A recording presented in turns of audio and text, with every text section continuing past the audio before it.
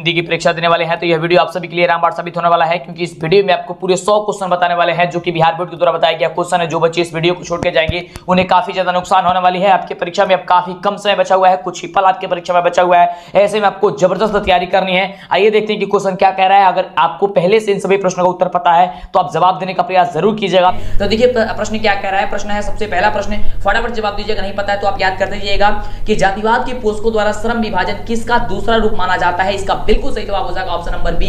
याद करते जाइएगा, सीधे आपके परीक्षा में पूछा जाएगा जाति प्रथा को, यानी कि आपका ऑप्शन बी नंबर सही उत्तर हो जाएगा। अगला प्रश्न ये आपके स्क्रीन पे, और प्रश्न कह रहा है कि विडंबना का अर्थ क्या होता है। तो विडंबना का अर्थ जो होता है वो उपहास होता है। सीधे आपके प्रश्न में, आपके परीक्षा में ये प्रश्न पूछा जाएगा, काफी लाजवाब प्रश्न। अगला प्रश्न आपके स्क्रीन पे, सेन साहब की नई मोटर कार किस रंग की थी। वो काली रंग की थी। ये बात याद करके रखिएगा, ऑप्शन हो जाएगा डी नंबर। अगला प्रश्न आपके स्क्रीन पे हम लोग फटाफट करेंगे, क्योंकि टोटल 100 प्रश्न हम लोग करने वाले हैं। जैसा क्वेश्चन आपके एग्जाम में रहेगा वैसा ही क्वेश्चन आप देख पा रहे हैं अपने स्क्रीन पे। अगला प्रश्न है कि सेन साहब की कितनी बेटियां थी।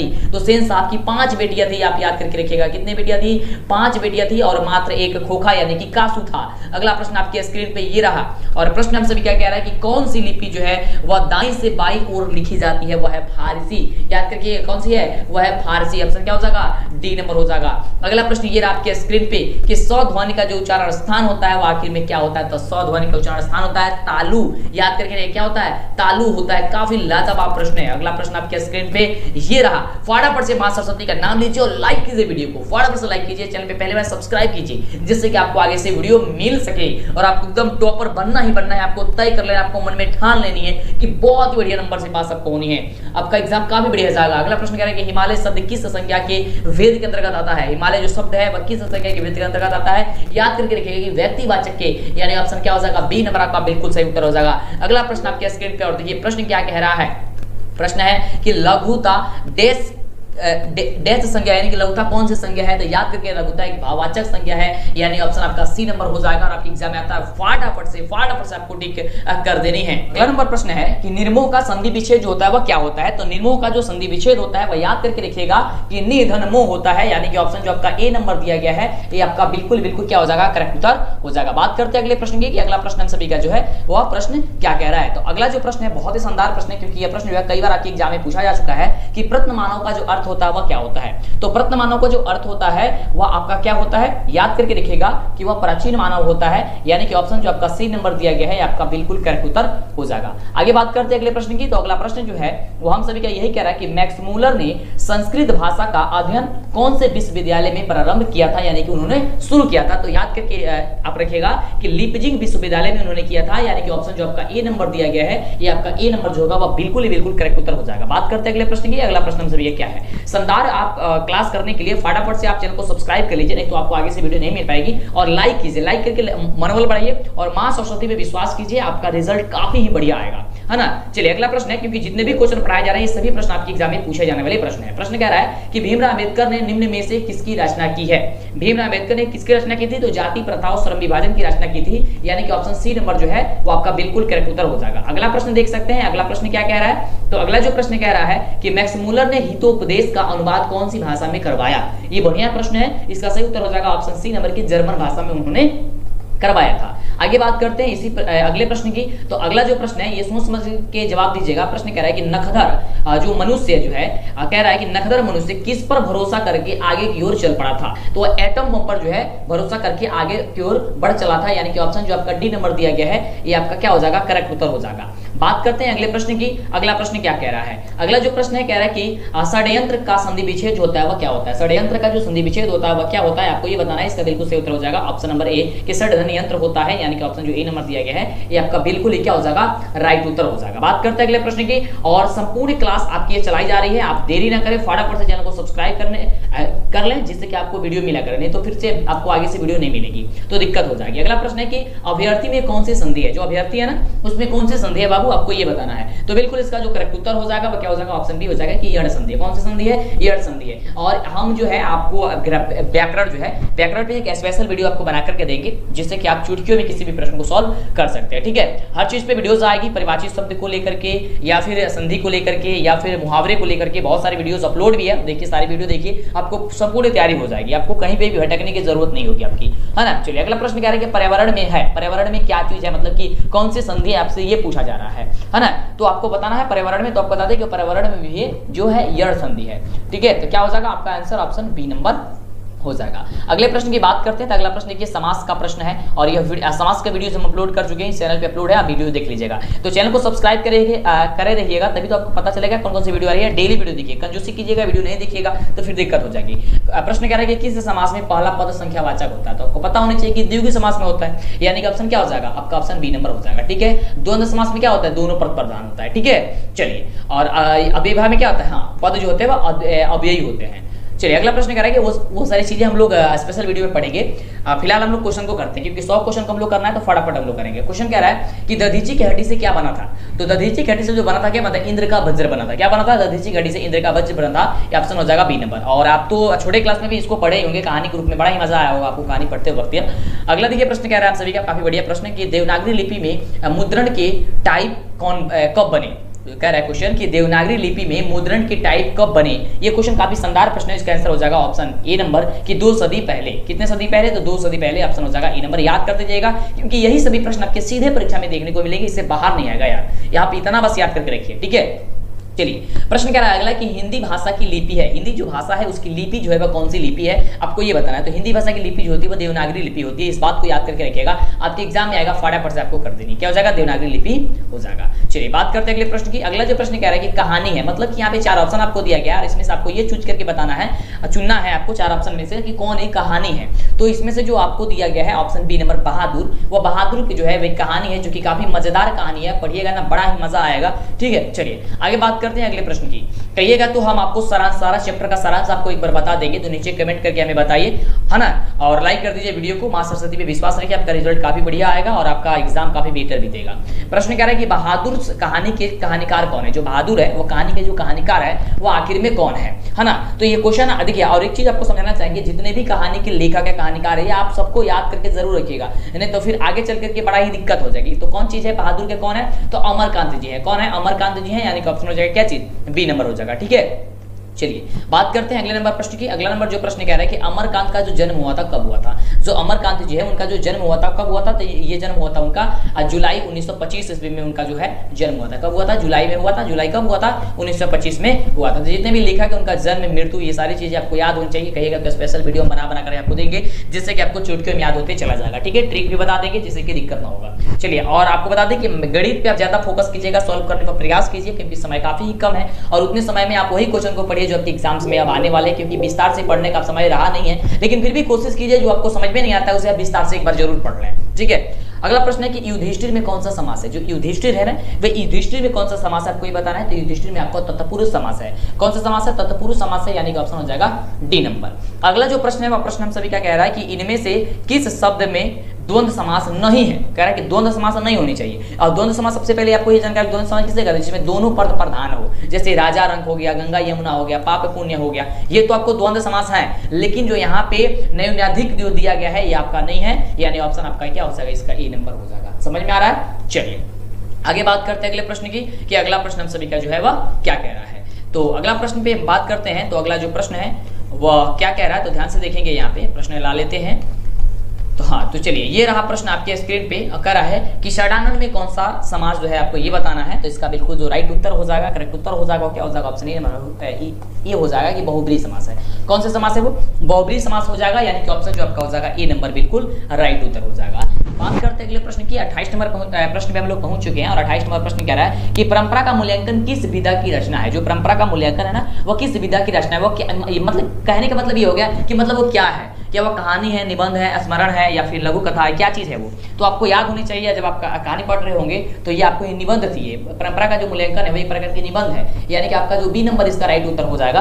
ठीक है, चलिए बात करते हैं अगले प्रश्न की। अगला प्रश्न सभी क्या कह रहा है। अगला जो प्रश्न है वह कह रहा है कि किन लोगों के लिए साहित्य की परंपरा का ज्ञान सबसे आवश्यक है। वो कौन ऐसे लोग हैं जिनके लिए साहित्य की परंपरा का ज्ञान जो है सबसे ज्यादा आवश्यक है, सबसे ज्यादा अति आवश्यक है ना। वो कौन है, आपको 4 यहाँ पे ऑप्शन दिया गया है, याद नहीं है कोई दिक्कत नहीं, याद करते जाइए। इसका सही उत्तर हो जाएगा ऑप्शन सी नंबर, की जो साहित्य में युग परिवर्तन करना चाहते हैं, जो साहित्य में क्या करना चाहते हैं, तो युग को परिवर्तन करना चाहते हैं, उनके लिए आवश्यक है, यानी ऑप्शन सी नंबर हो जाएगा। बात करते हैं अगले प्रश्न की। अगला प्रश्न क्या कह रहा है। तो अगला प्रश्न ये रहा आपके स्क्रीन पे और प्रश्न कह रहा है हम सभी के कि पंडित बिरजू महाराज का जो जन्म हुआ था वह कब हुआ था। पंडित जो बिरजू महाराज थे उनका जो जन्म हुआ था वह कब हुआ था, तो याद करके रखिएगा उनका जो जन्म हुआ था वह 4 फरवरी 1938 ईस्वी को हुआ था, यानी कि ऑप्शन आपका ए नंबर जो दिया गया है आपका राइट उत्तर हो जाएगा कि 4 फरवरी 1938 ईस्वी को। अगला जो प्रश्न है और इसी चैप्टर से लिया गया है वह प्रश्न है और प्रश्न कह रहा है कि पंडित बिरजू महाराज का संबंध किस घराने से था, और अक्सर यह क्वेश्चन जो है पूछा जाता है कि जो पंडित बिरजू महाराज थे उनका जो संबंध था वो किस घराने से था, तो इसका बिल्कुल सही उत्तर हो जाएगा कि वो लखनऊ घराने से थे, यानी कि ऑप्शन जो हो जाएगा वो आपका ए नंबर हो जाएगा। काफी बच्चे डुमराव पे टिक कर देते हैं लेकिन बिल्कुल वो गलत उत्तर है, आपका यहाँ पे लखनऊ होगा। बात करते हैं अगले प्रश्न की। अगला प्रश्न क्या कह रहा है, प्रश्न कह रहा है कि स्वदेश में उपसर्ग क्या है। उपसर्ग क्या होते हैं आपको पता होनी चाहिए कि जो शब्द के पहले लगते हैं, तो शब्द के पहले इसमें क्या लगा हुआ है आप देख पा रहे हैं, तो इसका बिल्कुल सही उत्तर हो जाएगा ऑप्शन ए नंबर कि स्व लगा हुआ है। स्व अधन देश, स्वदेश हो गया, तो आपका इसमें का जो है पहला वाला क्या लगा है, स्व लगा है, यानी कि आपका क्या हो जाएगा ये उपसर्ग आपका हो जाएगा। चलिए बात करते हैं अगले प्रश्न की। अगला प्रश्न कह रहा है कि अलविदा में उपसर्ग कौन से है। अलविदा, जो अलविदा है इसमें आपको उपसर्ग बतानी है। उपसर्ग क्या है, अभी आपको हमने उपसर्ग के बारे में बताया कि जो शब्द के पहले आते हैं वही होता है, तो इसमें अल आया है, यानी कि ऑप्शन आपका सी नंबर जो है जाएगा बिल्कुल करेक्ट उत्तर हो जाएगा। चलिए बात करते हैं अगले प्रश्न की। अगला प्रश्न ये कह रहा है कि इन वक्त में कौन सा उपसर्ग है, इसमें आपको ये बताना है, इसमें भी आपको उपसर्ग ही बताना है, और उपसर्ग से 3-4 क्वेश्चन आपके एग्जाम में बनते हैं, प्रत्यय भी आपसे आपके एग्जाम में पूछा जाता है, तो ये चीजों को आपको ध्यान देनी है जिससे कि दिक्कत ना हो और आपका एग्जाम काफी बढ़िया से बीते। अगला प्रश्न ये तो इसका उत्तर हो जाएगा इन हो जाएगा, क्या हो जाएगा इन हो जाएगा, क्योंकि यही जो है शब्द के पहले लगा हुआ है। आगे बात करते हैं हम अगले प्रश्न की, और अगला प्रश्न क्या कह रहा है, अगला प्रश्न आपके स्क्रीन पे है और प्रश्न हम सभी क्या कह रहा है कि आबिनियो फ्रांस का एक प्रमुख रहा, क्या चीज का प्रमुख वो रहा था, संगीत केंद्र का, कला केंद्र का, नृत्य केंद्र का, या फिर श्रवण केंद्र का, आखिर वह किस चीज किसका केंद्र बना हुआ था, किसका केंद्र था, बस आप इतने आम भाषा में समझिए। तो इसका बिल्कुल सही उत्तर क्या हो जाएगा, आपको यही बताना है, तो इसका जो सही उत्तर हो जाएगा वो आपका हो जाएगा, याद करके रखिएगा कि वह कला केंद्र का था, यानी कि ऑप्शन हो जाएगा क्या चीज, बी नंबर आपका बिल्कुल करेक्ट उत्तर हो जाएगा। ठीक है, कोई भी एग्जाम में भी आएगा प्रश्न तो आपको फटाफट से इसका उत्तर बता देनी है। आगे बात करते हैं अगले प्रश्न की। अगला प्रश्न हम सभी क्या कह रहा है कि पिकासो की प्रसिद्ध रचना का शीर्षक क्या है। पिकासो की प्रसिद्ध रचना का जो शीर्षक है वह क्या चीज है, आपको ये बताना है। तो इसका बिल्कुल सही उत्तर क्या हो जाएगा, वो हो जाएगा ल मादामोजेल द अविनियो, यानी कि ऑप्शन आपका बी नंबर दिया गया है वही हो जाएगा। तो आप ध्यान से देखेंगे और याद करते जाएंगे, जो याद नहीं है स्क्रीनशॉट लेते जाएंगे। और एक चीज आपको कंफर्म कर देना चाहेंगे कि अगर आपने तैयारी को बेहतरीन बनाना चाहते हैं तो हमारे द्वारा लिखा हुआ किताब तो आप खरीदे लिए होंगे, मार्केट से जाकर नहीं खरीदे हैं, कोई दिक्कत नहीं है, मार्केट में जाइए और डीलेस एजुकेशन का बुक बोलिएगा तो मिल जाएगा, मेरे द्वारा खुद का लिखा गया है, या फिर कैप्टन पब्लिकेशन का बोलिएगा तो आपको मिल जाएगा। तीसरी चीज आपको बता दें, मैंने आगे वाला बात आपको बता दें कि अपने तैयारी को मजबूत बनाने के लिए आप बार-बार टेस्ट दीजिए। टेस्ट देने के लिए आप हमारे वेबसाइट पे जाइए, डीएलएस ऑफिशियल वेबसाइट है, डीएलएस ऑफिशियल, आप गूगल में सर्च कीजिए या फिर नीचे आपको जो है लिंक दिया गया होगा, लिंक पे आपको क्लिक करना है, डीएलएस ऑफिशियल की वेबसाइट पे पहुंच जाइएगा, है ना, डीएलएस एजुकेशन ऑफिशियल की वेबसाइट पे, और आप जाकर के वहां से टेस्ट वगैरह दे करके अपनी तैयारी को महत्वपूर्ण मतलब मजबूत बनाएंगे। आगे अंतिम में आपको वो सारी चीजें बता दिया जाएगा कि कैसे आपको करना है, ऑब्जेक्टिव सब्जेक्टिव मॉडल पेपर कैसे मिलेगा, बस वीडियो में आप बने रहिए। फिलहाल आइए क्वेश्चन को देखते हैं। क्वेश्चन हम सभी क्या कह रहे हैं कि मछली कहानी में किस वर्ग का जीवन वह वर्णित है। मछली कहानी में किस वर्ग का जीवन जो है वह वर्णित है, आपको ये बताना है। तो इसका सही जो उत्तर हो जाएगा वो जाएगा आपका ऑप्शन नंबर सी कि निम्न मध्य वर्ग की, यानी कि ऑप्शन जो आपका सी नंबर दिया गया है वो आपका बिल्कुल करेक्ट उत्तर हो जाएगा। आगे बात करते हैं अगले प्रश्न की, और अगला प्रश्न आपके स्क्रीन पे है और प्रश्न कह रहा है कि विनोद कुमार शुक्ल का जन्म जो हुआ था कब हुआ था। आखिर में विनोद कुमार शुक्ल का जो जन्म हुआ था वो कब हुआ था, तो एक बात याद करके रखिएगा, उनका जो जन्म हुआ था वह 1 जनवरी 1900 कब हुआ था, तो 1937 में हुआ था। ये बस आपको बस इतना ही याद करके रखना है, और ये अगर आपके एग्जाम में आता है तो आपको फटाफट से टिक कर देनी है। आगे बात करते हैं अगले प्रश्न की, और अगला प्रश्न हम सभी क्या कह रहा है, यहाँ पे आप स्क्रीन पे देख रहे हैं, और फटाफट से जवाब देने का प्रयास कीजिए, समय आपके पास काफी कम है, और बढ़िया तरीके से आप याद कीजिए और अपने तैयारी को मजबूत बनाइए। प्रश्न कह रहा है कि प्रतिबिंब में कौन सा उपसर्ग है। जो प्रतिबिंब है इसमें उपसर्ग आपको बतानी है, तो इसमें आपका जो उपसर्ग हो जाएगा, इसमें का उपसर्ग आपको हो जाएगा प्रति, कि आपको हमने पहले ही बताया कि जो शब्द के पहले जुड़ते हैं वही आपका उपसर्ग होते हैं, है ना। तो ये आपका प्रति जुड़ा हुआ है, प्रतिबिंब प्रतिबिंब, तो आपका प्रति हो जाएगा उपसर्ग हो जाएगा। अगला प्रश्न है, इसमें आपको प्रत्यय बताना है। प्रत्यय क्या होते हैं, जो शब्द के अंतिम में जुड़ते हैं, जैसे कि धमाका प्रत्यय है, तो धमाका में आका प्रत्यय आ रहा है, यानी कि आपका ऑप्शन जो है आपका सी नंबर इसमें का बिल्कुल क्या हो जाएगा, करेक्ट उत्तर हो रहा है ना। आप बोल के भी उच्चारण करके भी आप इसका प्रत्यय उपसर्ग निकाल सकते हैं। धमाका आका प्रत्यय आ रहा है, तो आपका आका जो है आपका बिल्कुल सही उत्तर हो जाएगा। इसी प्रकार से आप किसी भी क्वेश्चन को चुटकी में सॉल्व कर सकते हैं। चलिए अगला प्रश्न कह रहा है, और इतने ही, और यही सभी प्रश्न आपके एग्जाम में डायरेक्ट पूछे जाते हैं। प्रश्न कह रहा है अगला कि गुजारा में कौन सा प्रत्यय है, और इसमें भी आप बता सकते हैं गुजारा, है ना, इसमें कौन सा जो है वह प्रत्यय है ना। तो काफी बढ़िया प्रश्न है, और सोच समझ के नीचे कमेंट करके जवाब दीजिए। बिल्कुल इसमें गुजारा आप प्रत्यय आ रहा है, यानी कि ऑप्शन जो क्या हो जाएगा आपका डी नंबर हो जाएगा। ठीक है, चलिए आगे बात करते हैं। और देखिए आप जवाब देने का प्रयास जरूर कीजिएगा, ऐसा नहीं कि हम बता रहे हैं वो अच्छी बात है, आपको बता रहे हैं आपको याद होते चला जा रहा है, लेकिन कोशिश कीजिए कि आप नीचे कमेंट करते रहें, कमेंट करते रहिएगा, बताते रहिएगा, तो आपको प्रॉफिट बहुत ज़्यादा होगी। आप जो है किसी भी आपको पता होना चाहिए कि आप किसी भी चीज़ को रिवीजन बार बार कीजिएगा ना तो आपको काफ़ी बेटर हो जाएगा, है ना, आपके एग्जाम के लिए। तो प्रश्न कह रहा है अगला कि हम सभी का तो टेस्ट देते रहिए, मतलब कमेंट करके बताते रहिए उत्तर पता है तो, नहीं पता कोई दिक्कत नहीं, बस सुनते जाइए, याद करते जाइए, नहीं होता एक दो बार वीडियो देख लीजिएगा। प्रश्न कह रहा है निम्नलिखित में से सही शब्द का चुनाव कीजिए, इसमें कौन जो है वह सही लिखा गया है, आपको सही शब्द को आपको चुनना है। क्या कि इसमें सही शब्द कौन है, इसमें जो औद्योगिकरण जो लिखा गया है वो ऑप्शन जो सी नंबर में लिखा गया है वो आपका सही है, यानी ऑप्शन क्या हो जाएगा, सी नंबर इसका करेक्ट उत्तर हो जाएगा। बात करते हैं अगले प्रश्न की, और अगला प्रश्न हम सभी का है आपके स्क्रीन पे, और प्रश्न कह रहा है कि नौबत खाने में इबादत पाठ के लेखक जो है कौन है। जो नौबत खाने में इबादत जो पाठ है इसके जो लेखक है वो लेखक कौन है, तो याद करके रखिएगा, उसके जो लेखक है वो यतीन्द्र मिश्र है, यानी कि यतीन्द्र मिश्र आएगा आपके ऑप्शन में, तो आपको फटाफट से टिक कर देनी है और वही आपका बिल्कुल करेक्ट उत्तर हो जाएगा। अगला प्रश्न है कि बिस्मिल्लाह खां का जन्म कहाँ हुआ था। यह प्रश्न काफी शानदार प्रश्न है और इसका जवाब आपको बताना है कि बिस्मिल्लाह खां का जो जन्म हुआ था वो आखिर में हुआ कहाँ था। तो इसका बिल्कुल जो सही उत्तर हो जाएगा वो क्या हो जाएगा, नीचे कमेंट करके बताइए, इसका आंसर हो जाएगा ऑप्शन सी नंबर की डुमरांव में हुआ था। कहां हुआ था, डुमरांव में हुआ था, यानी कि ऑप्शन सी नंबर जो होगा आपका राइट उत्तर हो जाएगा। अब बढ़ते हैं हम लोग 45 नंबर प्रश्न पे, और सभी का 45 नंबर जो प्रश्न है वह क्या कह रहा है, तो 45 नंबर जो प्रश्न है वह कह रहा है कि शेक्सपियर किस भाषा के कवि हैं। जो शेक्सपियर हैं वह किस भाषा के कवि हैं, आपको बस इतना बता देनी है। तो इसका जो जवाब होगा वह क्या हो जाएगा, आपको फटाफट से कमेंट करते रहना है। इसका जवाब हो जाएगा अंग्रेजी के, क्या चीज के, अंग्रेजी भाषा के वे कवि हैं, यानी कि ऑप्शन हो जाएगा बी नंबर। अगले प्रश्न की बात करते हैं, तो अगला प्रश्न जो है हम सभी का है कि टॉल्स्टॉय किस देश के साहित्यकार थे। जो टॉल्स्टॉय थे वह किस देश के साहित्यकार थे, आपको ये बताना है। तो इसका जो सही जवाब हो जाएगा वो ऑप्शन सी नंबर हो जाएगा कि वो रूस के हैं। कहाँ के हैं बाबू, तो वो रूस के हैं, यानी कि इसका बिल्कुल सही उत्तर हो जाएगा आपका ऑप्शन सी नंबर। आगे बात करें तो अगला प्रश्न हम सभी का कह रहा है कि निम्नलिखित में से एक सही शब्द का चुनाव इसी से आप कर दीजिए, यानी कि यहाँ पे जो सही शब्द लिखा गया है आपका सही शब्द क्या है आपको ये बता देनी है। तो सही से ध्यान से देखिए कि यहाँ पे सही क्या लिखा गया है। तो आप देख पा रहे हैं कि रासायनिक जो लिखा गया है ऑप्शन बी नंबर में जो लिखा गया है वही आपका बिल्कुल करेक्ट उत्तर हो जाएगा। आगे बात करते हैं अगले प्रश्न की, और फटाफट से आप वीडियो को अभी तक जो बच्चे लाइक नहीं किया फटाफट से लाइक कीजिए और चैनल को सब्सक्राइब करो यार। कंजूसी ने सब्सक्राइब नहीं करोगे तो फिर आपको ही दिक्कत होगी यार, आपको वीडियो आगे से नहीं मिल पाएगी और मेरा भी मनोबल बढ़ेगा। चलिए तो वीडियो को लाइक सब्सक्राइब जरूर करेंगे। चलिए प्रश्न कह रहा है कि निम्नलिखित में से सही शब्द का चुनाव कीजिए। यहाँ भी आपको सही शब्द का ही चुनाव करना है, क्योंकि यहाँ पे सही शब्द अब क्या है, तो यहाँ पे भी जो सर्वासर जो लिखा गया है आपका ऑप्शन जो बी नंबर में है वो आपका बिल्कुल क्या हो जाएगा, राइट उत्तर हो जाएगा। आगे बात करते हैं अगले प्रश्न की, तो अगला प्रश्न हम सभी का देख सकते हैं आपके स्क्रीन पे जो है वह है, और कह रहा है प्रश्न की निम्नलिखित वाक्यों में से शुद्ध वाक्य का चयन कीजिए, यानी कि इसमें से जो शुद्ध वाक्य वह कौन है। और यह क्वेश्चन हमेशा के लिए इंपोर्टेंट रहता है और आपके एग्जाम में भी पूछा जाता है, सीधे यही सभी प्रश्न आपके एग्जाम में पूछे जाते हैं। तो इसका जो बिल्कुल सही उत्तर हो जाएगा ये हो जाएगा ऑप्शन नंबर बी कि ये पुस्तकें छात्रों को बांट दो, ये पुस्तकें छात्रों को बांट दो। ठीक है, ये आपका सही उत्तर हो जाएगा, यानी कि ऑप्शन आपका बी नंबर। आगे बात करते हैं अगले प्रश्न की, और अगला प्रश्न जो है हम सभी का यही कह रहा है, आप देख सकते हैं स्क्रीन पे कि निम्नलिखित वाक्यों में से शुद्ध वाक्य का चयन कर दीजिए, यानी कि यहाँ पे भी आपको वाक्य को शुद्ध करना है, शुद्ध का चयन करना है, यानी कि कौन जो सही ढंग से लिखा गया है। तो यहाँ पे आपको जो लिखा गया है राम और सीता वन को गए, ठीक है, ये आपका सही उत्तर हो जाएगा कि राम और सीता वन को गए, है ना, यानी ऑप्शन हो जाएगा सी नंबर। अगला प्रश्न देख सकते हैं, अगला प्रश्न कह रहा है कि गुरु नानक की रचना क्या है। गुरु नानक की जो रचना है वो आखिर में उनकी रचना क्या है, तो उनकी रचना है जो नर दुख में दुख नहीं माने, यानी कि ऑप्शन हो जाएगा सी नंबर, जो नर दुख में दुख नहीं माने, ये आपका हो जाएगा गुरु नानक की रचना है ना। और काफी मजेदार ये रचना है उनकी, आप पढ़े होंगे तो काफी मजा आया होगा। अगला देखिए, अगला प्रश्न हम सभी क्या कह रहा है, अगला जो प्रश्न है वह प्रश्न हम सभी क्या यही कह रहा है कि सिख धर्म का परिवर्तन किसने किया।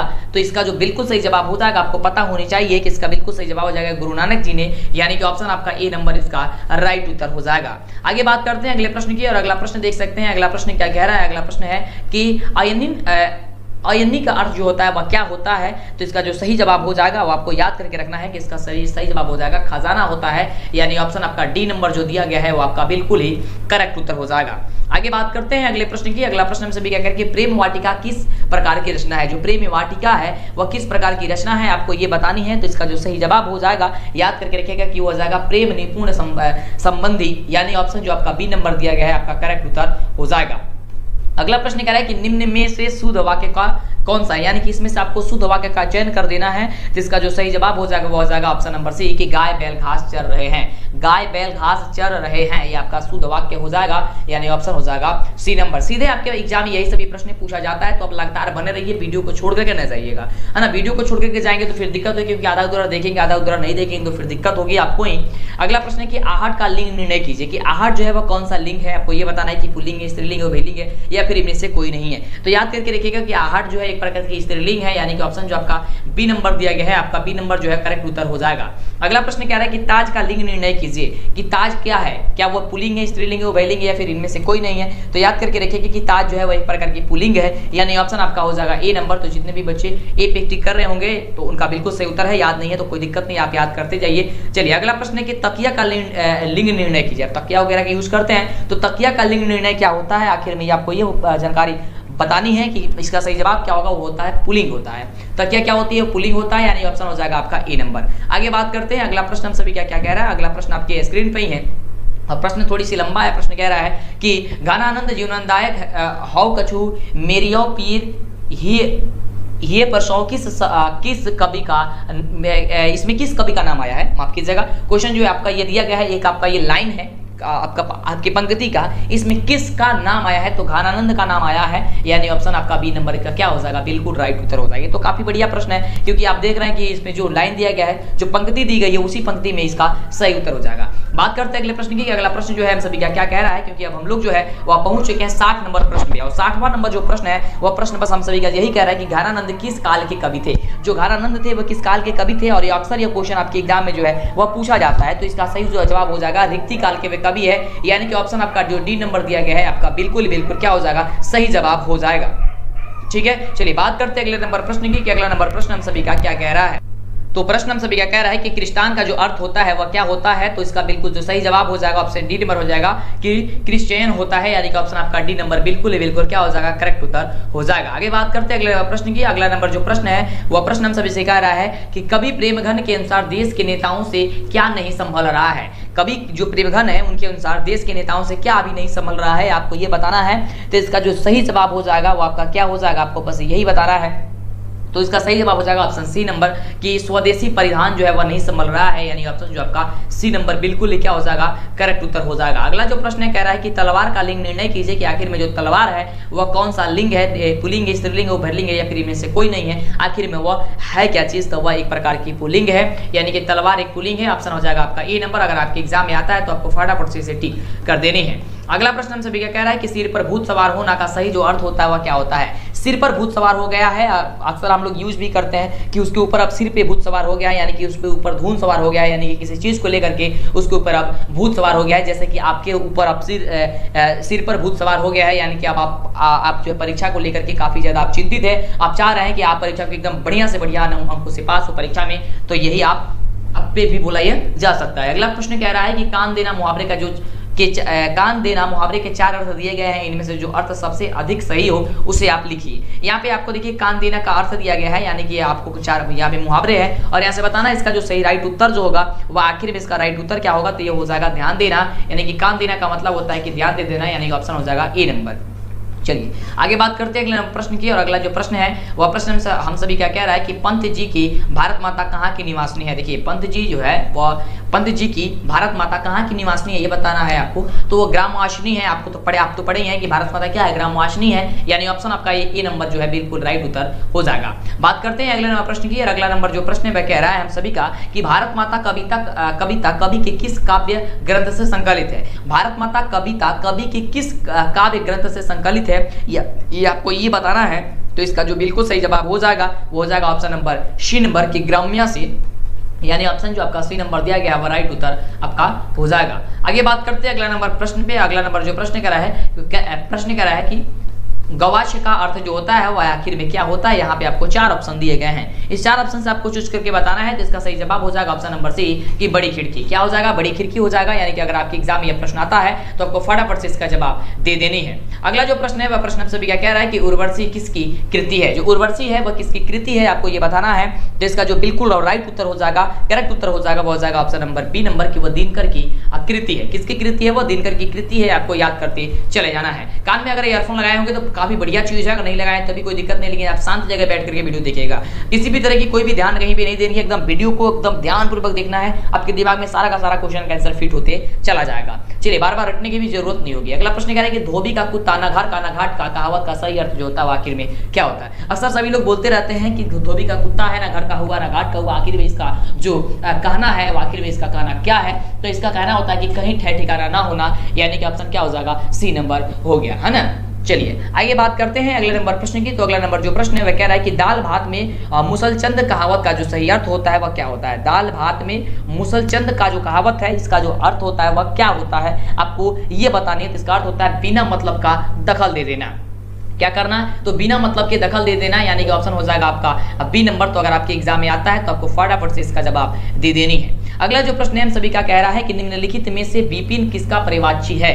निम्नलिखित में से जो विपिन है, विपिन आखिर में किसका पर्यायवाची है, आपको ये बताना है। तो इसका जवाब हो जाएगा जंगल का पर्यायवाची है, यानी कि ऑप्शन हो जाएगा आपका डी नंबर। आगे बात करते हैं अगले नंबर प्रश्न की। अगला नंबर प्रश्न कह रहा है कि प्रभाकीट किसका पर्यायवाची है। जो प्रभाकीट है वह किसकी पर्यायवाची है, आपको ये बताना है। तो इसका जो सही जवाब हो जाएगा वो हो जाएगा ऑप्शन सी नंबर की जुगनू का है। किसका है, वह जुगनू का है, यानी कि ऑप्शन जो सी नंबर दिया गया है आपका क्या हो जाएगा, सही जवाब हो जाएगा। अगला प्रश्न हम सभी क्या कह रहा है कि हिरोशिमा के कवि कौन है। हिरोशिमा के जो कवि हैं वह कौन है, तो आपको पता होनी चाहिए कि जो हिरोशिमा के जो कवि हैं वह है सच्चिदानंद हीरानंद वात्स्यायन अघे जी हैं, यानी कि ऑप्शन आपका जो सी नंबर दिया गया है ये आपका सी नंबर क्या हो जाएगा, बिल्कुल ही करेक्ट उत्तर हो जाएगा। आपके एग्जाम में आएगा, आपको फटाफट से इस पर टिक कर देनी है। अगला प्रश्न कह रहा है कि अघे का जन्म जो हुआ था कब हुआ था। जो अघे जी है उनका जो जन्म हुआ था आखिर में कब हुआ था, तो उनका जन्म हुआ था 7 मार्च 1900 कब हुआ था जी, 1911 ईस्वी के हुआ था। कब हुआ था, 7 मार्च 1911 ईस्वी को हुआ था, यानी कि ऑप्शन आपका सी नंबर दिया गया है। आगे बात करते हैं अगले नंबर प्रश्न की। अगला नंबर प्रश्न कह रहा है, यहाँ पे प्रश्न है कि खोखा को ट्रेनिंग देने के लिए घर पर कौन आता था। जो खोखा था उसे ट्रेनिंग देने के लिए घर पे कौन आया करते थे, तो आया करते थे बढ़ई मिस्त्री, यानी कि ऑप्शन क्या हो जाएगा, डी नंबर आपका जो है राइट उत्तर हो जाएगा। आगे बात करते हैं अगले नंबर प्रश्न की और देखते हैं कि प्रश्न हम सभी का जो है वह आखिर में प्रश्न क्या कह रहा है। और हम लोग पहुंच चुके हैं 77 नंबर प्रश्न पे, यानी कि बहुत कम प्रश्न और बचा हुआ है। प्रश्न हम सभी का है, प्रश्न देख सकते हैं, कह रहा है कि कभी कुछ देर के लिए कहाँ बैठ जाते हैं। जो कवि है वह कुछ देर के लिए कहाँ बैठ जाते हैं, मंदिर में, घर में, पड़ोसन में, वृक्ष की छाया में। तो इसका जो सही जवाब है वो हो जाएगा कि वह वृक्ष की छाया में बैठ जाते हैं, यानी कि ऑप्शन जो आपका डी नंबर दिया गया है ये आपका बिल्कुल क्या हो जाएगा, तो करेक्ट उत्तर हो जाएगा। आगे बात करते हैं अगले प्रश्न की। तो अगला प्रश्न कह रहा है कि कवि के अनुसार घर को किसी से बचाना चाहिए। जो कवि है उनके अनुसार घर को किसी से बचाना चाहिए ये आपको ये बताना है। तो आप पढ़े हैं, कविता काफी मजेदार है, उसे लुटेरों से बचाना चाहिए। ये कविता में कवि कहते हैं कि लुटेरों से घर को क्या कर लेना चाहिए, बचाना चाहिए। अगला प्रश्न कह रहा है कि निष्पक्ष, निर्मित और बिलाग किसका पर्यायवाची है।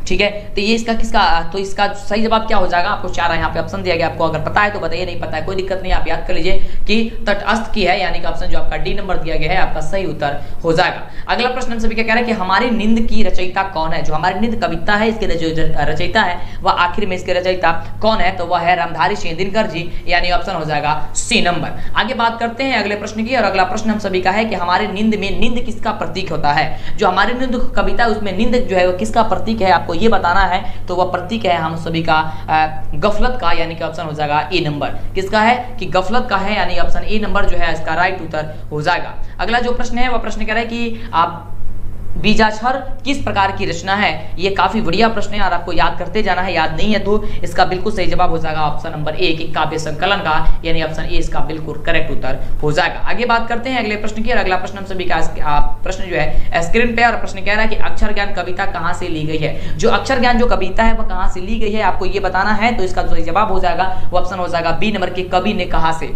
कवि ने कहा से लिया गया है, यानी ऑप्शन क्या हो जाएगा आपका बी नंबर हो जाएगा। आगे बात करते हैं अगले प्रश्न की। अगला प्रश्न कह रहा है कि लौट कराऊंगा फिर किसकी कविता है। लौट कराऊंगा फिर जो है वो किसकी कविता है, यानी कहने का मतलब लौट कराऊंगा फिर किसके के रचयिता कौन है, कौन लिखे हैं इसे, बस आप इतने ही समझिए आसान भाषा में। तो वो लिखे हैं जीवनानंद दास जी ने, यानी कि ऑप्शन आपका जो दिया गया है बी नंबर ये आपका क्या है करेक्ट उत्तर हो जाएगा। क्या हो जाएगा, करेक्ट उत्तर हो जाएगा ऑप्शन नंबर बी। आगे बात करते हैं अगले नंबर प्रश्न की। अगला नंबर प्रश्न कह रहा है कि जीवनानंद दास का निधन कितनी आयु में हुआ था, मतलब कि कितने वर्ष के थे, मतलब वो कितने वर्ष के हो गए थे जब उनकी आयु जो है मतलब कि उनकी मृत्यु मतलब हो गई थी, निधन उनकी हो गई थी तब। तो इसका जो सही जवाब हो जाएगा वो लगभग जो है 55 वर्ष के थे तब उनकी मृत्यु हो गई थी, यानी कि ऑप्शन हो जाएगा सी नंबर। आगे बात करते हैं अगले नंबर प्रश्न की। अगला नंबर प्रश्न कह रहा है कि उर्मी किसका जो है परिवाची है, आपको ये बताना है। यहाँ पे आपको 6 मतलब कि 4 ऑप्शन दिया गया है और आपको यहाँ पे चूज करके बताना है, वो है तरंग का, यानी ऑप्शन हो जाएगा ए नंबर। आपके एग्जाम में आता है तब को फटाफट से टिक कर देनी है।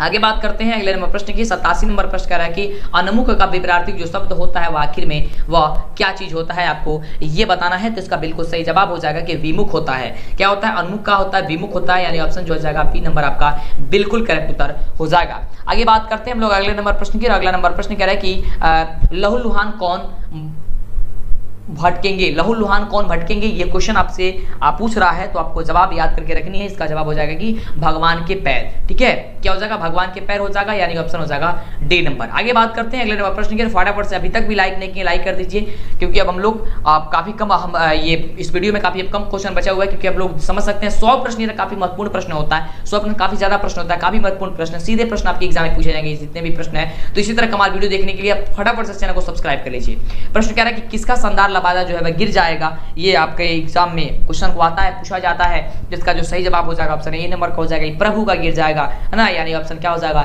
ए नंबर हो जाएगा। अगला प्रश्न कि मंगमा की बहू का क्या नाम था, तो मंगमा की बहू का क्या नाम था, कोई पता होनी चाहिए कि नंजमा नाम था, यानी ऑप्शन क्या हो जाएगा ए नंबर आपका बिल्कुल क्या हो जाएगा करेक्ट उत्तर हो जाएगा। बात करते हैं अगले नंबर प्रश्न की। अगला नंबर प्रश्न क्या कह रहा है कि दही वाली मंगमा के लेखक जो है वह कौन है, तो दही वाली मंगमा के लेखक कौन है आपको ये बताना है। काफी शानदार काफी लाजवाब प्रश्न है, तो वह है श्रीनिवास जी। कौन है, श्रीनिवास जी है दही वाली मंगमा के लेखक। आगे बात करते हैं अगले नंबर प्रश्न की। अगला नंबर जो प्रश्न हम सभी का वो प्रश्न क्या कह रहा है, प्रश्न कह रहा है कि उपसर्ग किसका विलोम शब्द है, उपसर्ग किसका विलोम है, आपको ये बताना है। ये काफी बढ़िया प्रश्न है और इसका जवाब हो जाएगा प्रत्यय का। प्रत्यय जो है इसका विलोम है ना। चलिए आगे बात करते हैं अगले नंबर प्रश्न की। और प्रश्न कह रहा है कि उच्छ्वास का विलोम जो होगा वह क्या होगा, आपको ये बताना है। काफी शानदार प्रश्न है और आपको इसका जवाब बताना है, तो हो जाएगा निरंश्वास, यानी ऑप्शन हो जाएगा ए नंबर। आगे बात करते हैं अगला प्रश्न की। तो कह रहा है कि उहावोप का जो है उहापोह का जो विलोम होता है वह क्या होता है, माफ कीजिएगा पढ़ने में थोड़ी सी गड़बड़ हो गई, तेजी में पढ़ने में थोड़ा सा दिक्कत हो जाती है कभी कभी, कि उहापोह का जो विलोम होता है वह क्या होता है, आपको ये बताना है। तो इसका जवाब जो हो जाएगा ऑप्शन नंबर डी हो जाएगा, निश्चित होता है। क्या होता है, निश्चित होता है, यानी ऑप्शन हो जाएगा डी नंबर। बात करते हैं अगले प्रश्न की। अगला नंबर जो प्रश्न है वह प्रश्न हम सभी का जो है वह क्या कह रहा है, तो यहाँ पे रहा अगला नंबर प्रश्न और प्रश्न कह रहा है हम सभी का कि लक्ष्मी का घर किस चीज का बना हुआ था। तो लक्ष्मी का घर तो आपको पता होनी चाहिए कि लक्ष्मी का घर टूट फूट गया था, तो फिर उन्हें किसी भी तरह से पुआल वगैरह से, यानी कि मिट्टी का घर, घास फूस का घर था, यानी ऑप्शन हो जाएगा ए नंबर। तो वह घास फूस का घर था, यानी कि ऑप्शन क्या हो जाएगा ए नंबर हो जाएगा। अगला जो प्रश्न कह रहा है कि गुणनिधि कहाँ से लौट करके आया था, जो निधि है जो ढहते विश्वास कहानी में आपने पढ़ा था, वह गुणनिधि कहाँ से आया था,